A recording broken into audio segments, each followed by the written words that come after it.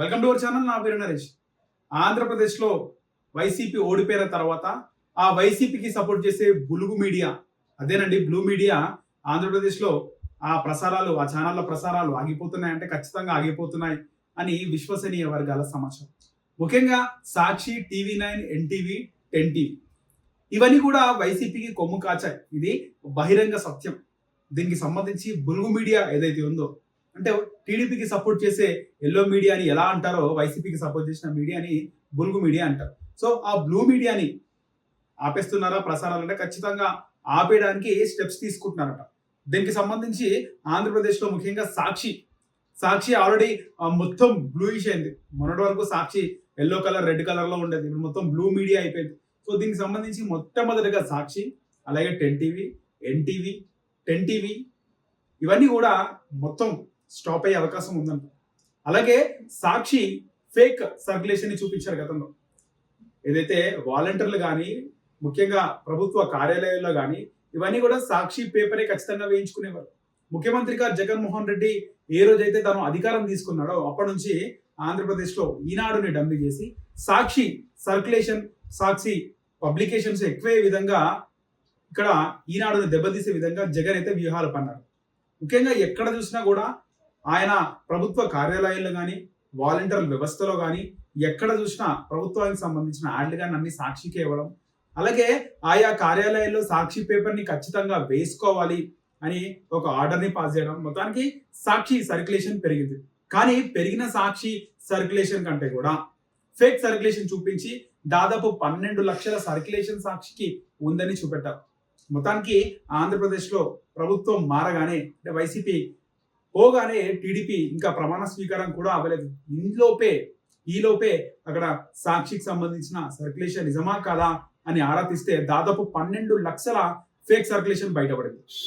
ఇప్పుడు టీవీ9 కి కూడా గడ్డుకాలం వచ్చింది. సాక్షికే కాదు, టీవీ9 కూడా మొత్తంగా వైసీపీకి కొమ్ము కాచే విధంగానే టీవీ9 కూడా వ్యవహరించిందని చెప్పేది ప్రధాన ఆరోపణ. ముఖ్యంగా మనం చూస్తే ఎన్నికల ముందు ఏదైతే 4 దశలో తెలుగు రాష్ట్రాల్లో పోలింగ్ అయింది. ఈ పోలింగ్ జరిగినప్పుడు ముఖ్యంగా ఆంధ్రప్రదేశ్లో ఏ ప్రభుత్వం వస్తుంది అని ఇక్కడ కేసీఆర్ని అడిగినా, కేటీఆర్ని అడిగినా, ముఖ్యంగా టీవీ9 లో ప్రధాన జర్నలిస్ట్ గా ఉన్నటువంటి రజనీకాంత్ గారు ఆయన సాక్షికి సంబంధించిన వ్యవహారంతో పాటు ఆంధ్రప్రదేశ్లో ఏ పార్టీ అధికారంలోకి రాబోతుంది అంటే మీకున్న సమాచారం ఏంటి అని అడిగినప్పుడు అక్కడ కేసీఆర్ కానీ, కేటీఆర్ కానీ, ముఖ్యంగా కేసీఆర్ మాట్లాడుతూ నేను చెప్పకూడదు కానీ మాకున్న సమాచారం ప్రకారం మళ్ళీ జగన్మోహన్ రెడ్డి అధికారంలోకి వస్తాడని చెప్పేసి గుడ్డిగా చెప్పాడు. ఆంధ్రప్రదేశ్లో అధికారంలో ఉంది వైసీపీ.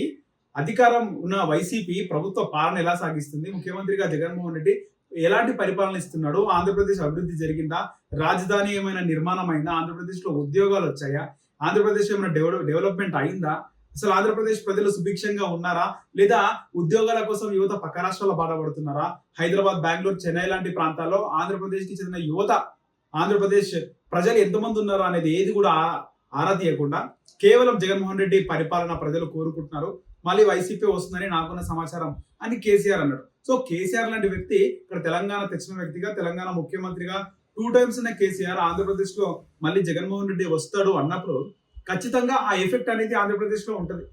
ఇక్కడ కేసీఆర్ అన్నాడు, ఎందుకంటే సెటిలర్లు దాదాపు కొన్ని లక్షల మంది ఓటు వేయడానికి ఆంధ్ర కింద. సో ఇక్కడ కేసీఆర్ అంత మాట అన్నప్పుడు ఖచ్చితంగా ఆంధ్రప్రదేశ్ లో ఖచ్చితంగా వచ్చే అవకాశం ఉంది కదా జగన్మోహన్ రెడ్డి అనే విధంగా కూడా ప్రజలు ఆలోచిస్తారు. సో ఒక పెద్ద పర్సనాలిటీ పక్క రాష్ట్రంలో ఎన్నికలు ఎవరు గెలిచేది అనేది డిసైడింగ్ ఫ్యాక్టర్ గా ఉంటాడు. అయినప్పటికీ కూడా టీవీ9 లో ఈయన అడగడం, కేసీఆర్ చెప్పడం ఇవన్నీ కూడా జరిగిపోయాయి. సో టీవీ9 కూడా ఇండైరెక్ట్ గా జగన్మోహన్ రెడ్డిగా సపోర్ట్ చేస్తుంది అనేది ఖచ్చితంగా అందరికీ తెలిసిన విషయం. తెలంగాణలో కూడా కాంగ్రెస్ కి అపోజిట్ గా పనిచేసింది, ఏపీలో టీడీపీకి అపోజిట్ గా పనిచేసిన టీవీ9 కూడా బులుగు మీడియా అంటే బ్లూ మీడియా అండర్లోనే వస్తుందని చెప్పేసి అక్కడ విశ్వసనీయ వర్గాల సమాచారం, రాజకీయ విశ్లేషకులు కూడా ఇదే భావిస్తున్నారు. దీంతో పాటు సాక్షి, టీవీ9, ఎన్టీవీ, ఇక 10 టీవీకి అయితే గడ్డుకాలమే. దీనికి సంబంధించి ఎంఎస్ఓలు కూడా హెచ్చరికలు జారీ చేస్తున్నారు. అలాగే కేబుల్ ఆపరేటర్లు ఇప్పుడు ఫైబర్ నెట్ కి సంబంధించి మళ్ళా ఫైబర్ నెట్ కూడా పుంజుకుంది. వాళ్ళ అండర్లో ఉన్నటువంటి మెయిన్ స్ట్రీమ్ మీడియా ఇవైతే శాటిలైట్ ఉన్నాయో ఈ ఛానల్స్ ని వాళ్ళు కూడా ఈ ఛానల్స్ ని రిమూవ్ చేసే అవకాశం అయితే కనిపిస్తుంది. మొత్తానికి టీవీ9 తో పాటు, సాక్షితో పాటు టీవీ9 కి, ఎన్టీవీకి, 10 టీవీకి ఒక పెద్ద ప్రాబ్లమాటిక్ సిచ్యువేషన్ ముఖ్యంగా అక్కడ చంద్రబాబు నాయుడు హింసని చెలరేగడేమో, హింస చెలరేగుతుంటే దాన్ని ఆపుతుంటాడు, ప్రేరేపించడు, రెచ్చగొట్టడు. కానీ చంద్రబాబు తర్వాత అక్కడ ఉన్నది లోకేష్. ఇప్పటికే టీడీపీ నాయకులు చాలా మంది సమయం పాటించారు. ఎప్పుడైతే ఆంధ్రప్రదేశ్లో ఒకసారి వైసీపీ గెలిచిన తర్వాత ఎన్టీఆర్ విగ్రహాల పైన దాడి, ఎన్టీఆర్ అన్నా క్యాంటీన్ మూసేయడము, లేకపోతే ప్రజావేదికను కూల్చేయడము, ఎన్టీఆర్ యూనివర్సిటీకి పేరు తీసేయడము, ఇలా చాలా దగ్గర ఎన్టీఆర్ పేరుని తీసేయడం జరిగింది. వైఎస్ రాజశేఖర రెడ్డి పేరు పెట్టారు. అలాగే విగ్రహాల మీద దాడి, టీడీపీ నాయకుల మీద దాడి, మర్డర్లు ఇవన్నీ కూడా జరిగినాయి. ఇప్పుడు టీడీపీ వచ్చింది, కానీ చంద్రబాబు నాయుడు ఇవన్నీ కూడా ఎంకరేజ్ చేయరు. కాకపోతే క్యాడర్ వినదు కదా.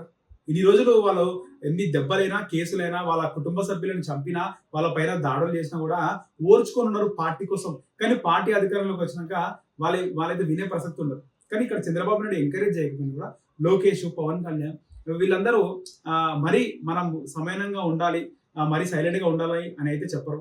సో ఖచ్చితంగా అప్పుడు ఎలా అయితే దాడులు జరిగినా ఇప్పుడు కూడా నాయకులు వద్దన కూడా క్యాడర్ ఖచ్చితంగా చేస్తారు.